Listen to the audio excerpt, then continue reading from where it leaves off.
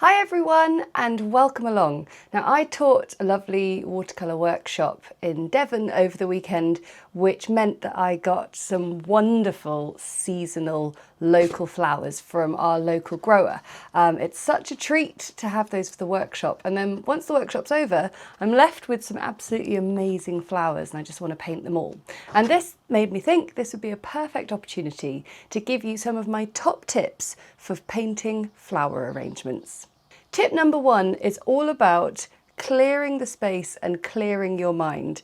Here I've got a lovely pink floral arrangement, but behind it I've got other flowers, I've got books, I've got microphones, there's all sorts going on, and I imagine your painting space might also have a few too many bits of clutter in it. We're not all blessed with a beautiful clear space with loads of space. So when I'm in that situation and I really want to focus, all you need to do is take some white card, watercolour paper, board, whatever, and just place it in behind your flower arrangement, and oh my goodness, that suddenly is so clear and I can see every little bit of it, and whether you can just move it to the area you want to focus on, or it might be big enough to cover the whole space.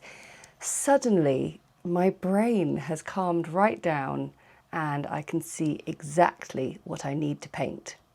My second top tip is you don't have to paint absolutely everything in there.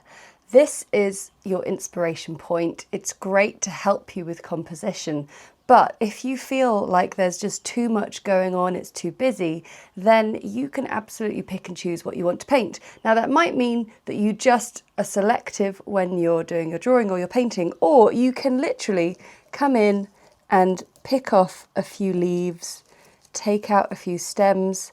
I often do this. I often find usually round the rim of the vase is where there's usually an awful lot going on. And if I can just remove a little bit, then I'm just going to free up a little bit of space. The final tip is about drawing and how to plan your piece on the page. So I have a 9.5 inch length piece of paper.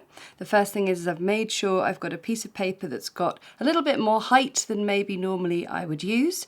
And now when I look at the vase, I can see that the vase and the main bulk of the flowers are roughly a similar length. And then there are a few extra flowers just going off into the distance. So I'm going to choose to have 3 inches of vase. So I'm also giving myself a little bit of space either side. So I'm going to go for 3 inches of vase. Then I'm going to have 3 more inches of flowers. And then that means I can have a little bit of extra height in the extra flowers just coming off from the top. Now, how do I start drawing? Where do I begin? Well, for me, it's actually about finding the points of the sort of most extreme extensions, and also where they all come together. And where they all come together is the rim, the neck of the vase. So what I'm going to do is I'm going to draw an oval shape like this, and from that I'm going to place in my stems, and they're going to come through the neck of the vase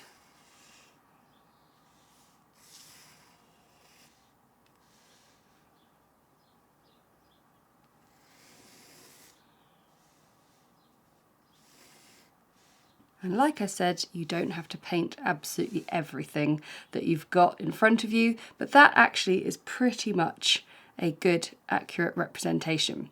And now what I can do is I can start to get the vase ready. And the most important thing is to get the nice round shape that we have there and replicate it down here. But I just want to get a feel of the shape of the vase, making sure it's got all of the vase stems encased happily in it. So I just thought I'd bring the sides down, and then once I'm at the bottom, and of course, you know, painting vases and drawing vases, is something we do a lot of on this channel. But these are the most important bits to get right at the beginning. We're going to match the oval at the top with an oval at the base. And once we've got that, we're going to put in an oval for the waterline.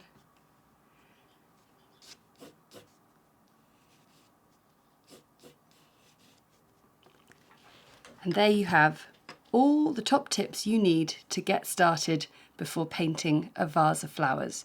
Don't forget to like, comment and subscribe, and if you're desperate to get started and you want more tips on painting floral arrangements, then just check out the rest of my channel for loads of lovely floral arrangements in vases of all sorts of different types, and you will find lots there. And of course, if you want more than that, over on Patreon we go into even more detail so you can find everything you need. But thanks so much for watching. Don't forget to subscribe to make sure you never miss another video. See you later. Bye.